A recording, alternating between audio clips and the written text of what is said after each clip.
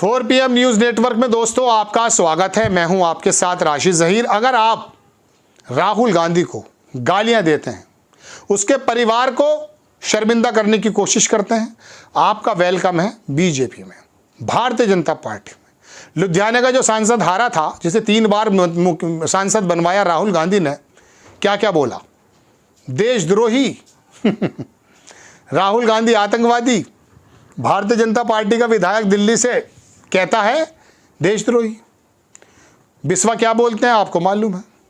जितने लोग कांग्रेस से गए हैं, अरे वो लड़की है थोड़ी सी खेड़ा खेड़ा करके है कुछ, मैं जहन नाम से निकल रहा है।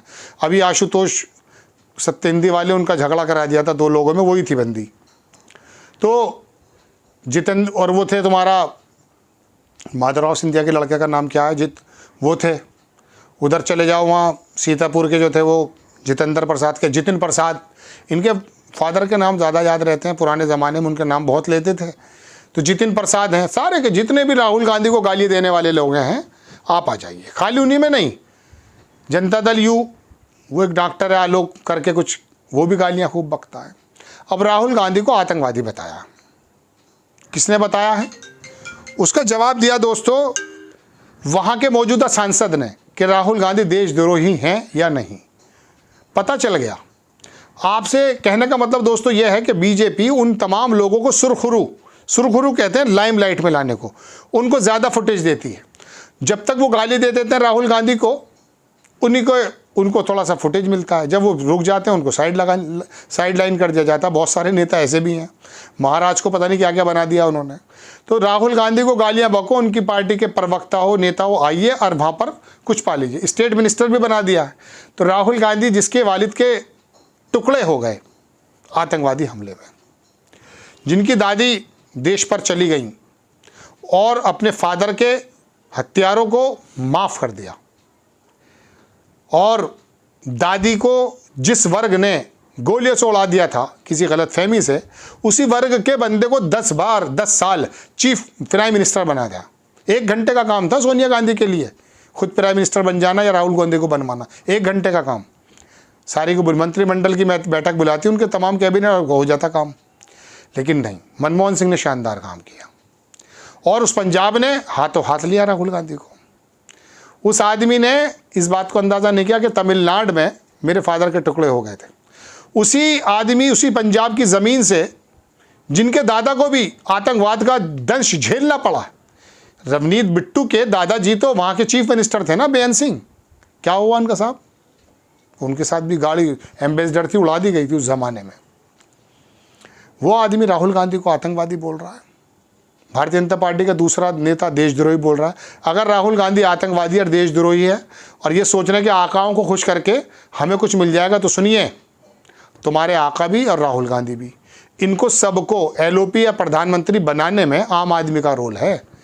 आम आदमी राहुल गांधी के बारे में ये शब्द एक्सेप्ट कर ही नहीं सकता। लेकिन भारतीय जनता पार्टी के यहाँ क्या हो रहा है साहब? अरे हमारे यहाँ संबित पात्रा वगैरह तो हैं, कोई दिक्कत नहीं है, बड़े शानदार वाकपटुता है, बड़ी ज़बान दराजी है, तमाम चीज़ें हैं। लेकिन इन लोगों को बुलाओ, राधिका खेड़ा नाम था उसका, वो बोले जा रही है। झूठ कपट तमाम चीज़ों पे आ गई। एक ऐसा एंकर लाया गया, वो तो कांग्रेस का भी नहीं है, वो मुंबई में कूद रहा था, भंडारी करके प्रवक्ता बनाया है। टीवी का प्रोग्राम करते करते संविधान को गाली बक गया वो बंदा। शर्म आनी चाहिए ऐसी पार्टी को कि जो ऐसे लोगों को अपना मुखपत्र बना रही है। अगर राहुल गांधी के परिवार के बारे में थोड़ा जान ले, रवनीत बिट्टू जानते तो हैं, कोई मसला थोड़ी, उन्हीं के तो आदमी थे, इन्हीं तो बढ़ाया आगे उन्होंने।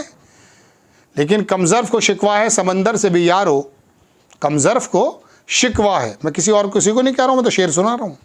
कमजर्फ को शिकवा है समंदर से भी यारो, और हो ज़र्फ जो पीने का तो पैमाना बहुत है।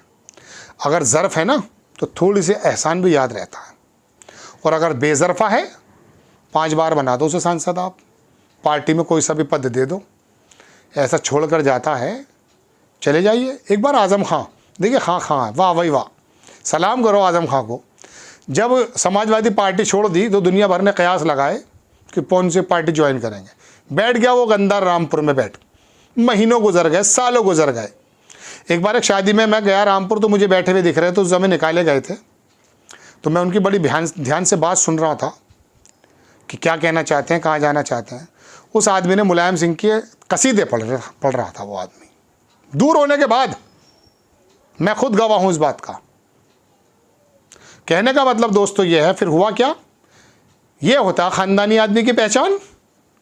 ये है वो ख़ानदानी ज़र्फ़ वाले लोग। मुलायम सिंह रामपुर पहुँचे साहब और मना कर ले आए। ये हुआ करता है। कुछ अगर परेशानियाँ थी भी, चुपचाप बैठ जाते चुपचाप। राहुल गांधी आते आपके पास, आपसे बात करते। वो आदमी तो छोटी छोटी दुकानों पे जा रहा है। रवनीत बिट्टू नाराज़ है तो जाते, लेकिन टिकट नहीं मिल रहा था एक्चुअली, ऐसा बताया जा रहा है। ले लिया भाजपा का टिकट, फिर भी हार गए। क्या हुई अपने बंदे से? स्मृति ईरानी के साथ क्या किया उस बंदे ने? दुनिया भर के बातें की उसके बारे में, लेकिन उसने उसके हार पर अपने लोगों को कह दिया कि नहीं, ये कहने का किसी को अधिकार नहीं है। ये है ख़ानदानी लोगों की बात है।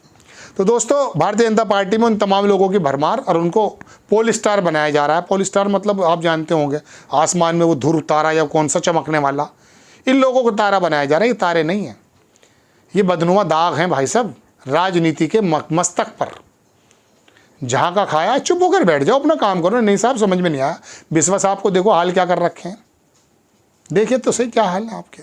वो शहजाद पुणे वाला वाकई इन लोगों के साथ जो, बहरहाल आपको यही बताना आया था कि जितने लोग राहुल गांधी को आतंकवादी, देशद्रोही कहने वाले हैं, उनके यहाँ एक जगह बड़ा इस्तकबाल है थोड़े दिन के लिए। याद रखना, वो बिहार के हैं, वो क्या नाम उनका, कभी कभी आते हैं, कानून मिनिस्टर थे, सबको बर्फ़ में लगा देते हैं मोदी जी।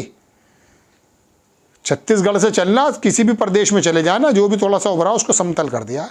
आपकी तो कोई पोजीशन ही नहीं है, आपकी तो कोई हालात ही नहीं है। आपको खबर कैसी लगी अपनी राय कमेंट्स बॉक्स में ज़रूर दीजिए। चैनल को सब्सक्राइब कीजिए, शेयर कीजिए। नेक्स्ट टाइम में किसी खबर के साथ हाजिर होता हूँ। जय हिंद।